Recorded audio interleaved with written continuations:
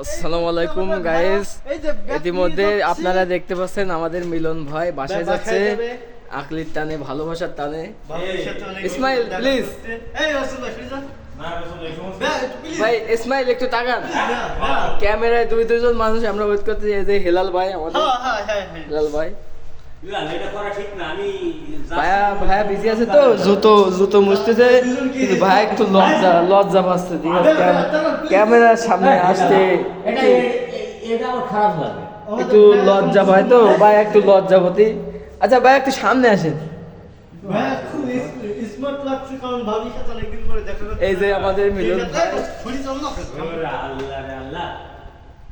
দেখি স্যার ভাই, আমাকে যদি ভালোবাসি তাহলে ক্যামেরার সামনে আসতে লজ্জা হচ্ছে না, ঠিক আছে?